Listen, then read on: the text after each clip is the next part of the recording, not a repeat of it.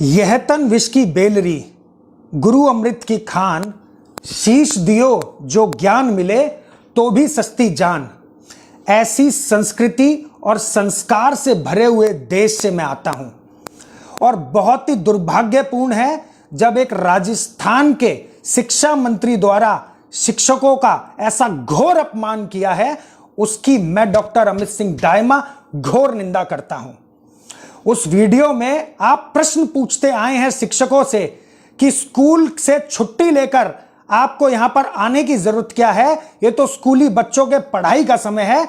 मैं शिक्षा मंत्री महोदय, माननीय शिक्षा मंत्री महोदय, आपसे प्रश्न पूछना चाहता हूं कि इस कोरोना काल में कितने सरकारी स्कूलों में आपने वाईफाई की सुविधाएं दी हैं, कितने सरकारी स्कूलों में आपने वीडियो कॉन्फ्रेंसिंग कराई है और कितने सरकारी स्कूलों के बच्चों को आपने ऑनलाइन शिक्षा का माध्यम दिया है। आपसे यह प्रदेश यह प्रश्न पूछ रहा है। और दूसरा, उस वीडियो में देखा गया है कि बार बार आप यह कह रहे हैं कि मेरे निवास पर, मेरे सचिवालय पर, आप शिक्षकों से कह रहे हैं कि मेरे निवास पर आने की क्या जरूरत है, मेरे सचिवालय पर आने की क्या जरूरत है। तो माननीय शिक्षा मंत्री महोदय, ना तो यह आवास आपका स्थायी आवास है और ना वो सचिवालय आपका स्थायी सचिवालय है। यह प्रदेश की जनता को कार्य करने के लिए ऑफिस आपको सौंपा गया है और जनता के सेवक हैं आप, जनता के राजा नहीं हैं आप। और आपने अगर उन शिक्षकों को सस्पेंड कर ही दिया था तो फिर वो सस्पेंशन वापस लेने की क्या जरूरत पड़ गई। शायद आपको शिक्षकों की ताकत का एहसास हो गया। और मैं आपसे प्रश्न पूछता हूं, आप शिक्षकों से क्या प्रश्न पूछ रहे थे कि आपको शिक्षक किसने बना दिया। बड़ा दुर्भाग्यपूर्ण है, अपनी ही कार्य प्रणाली पर आप ही प्रश्न उठा रहे हैं कि आपको शिक्षक किसने बना दिया।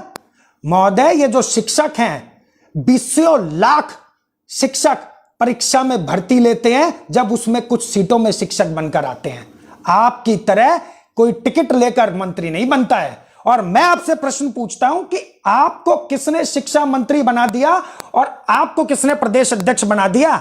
पूरा प्रदेश जानता है कि किन परिस्थितियों में आप प्रदेश अध्यक्ष बने हैं। और अगर आप भूल गए हो तो मैं आपको याद दिला देता हूं, सत्य परेशान हो सकता है परंतु पराजित नहीं। माननीय शिक्षा मंत्री महोदय, शायद आप शिक्षकों की ताकत का आपको एहसास नहीं है और आज भी इस देश में अर्जुन और एकलव्यों से भरी हुई शिष्यों की कमी नहीं है। मैं आपसे इस मीडिया के माध्यम से चाहता हूं कि आप सभी शिक्षकों से ऑन रिटर्न माफी मांगिए और नहीं तो आपको, आपके अंदर इतना गुमान है तो नैतिकता के आधार पर इस्तीफा दे दीजिए और फिर दोबारा जीत कर आइए, तब मैं आपको मानता हूं। और अगर आप दोनों में से एक भी कार्य नहीं करते हैं तो कहीं ऐसा ना हो जाए कि अगले चुनाव में आपका सामना किसी शिक्षक से ही पड़ जाए। मैं प्रदेश के सारे विद्यार्थियों की आवाज बनकर, सारे के सारे शिक्षकों की आवाज बनकर, सारे के सारे शिष्यों की आवाज बनकर आपसे चाहता हूं कि आप उन सभी शिक्षकों से लिखित रूप में माफी मांगे, नहीं तो नैतिकता के आधार पर इस्तीफा दे दे, फिर हम आपको मानते हैं।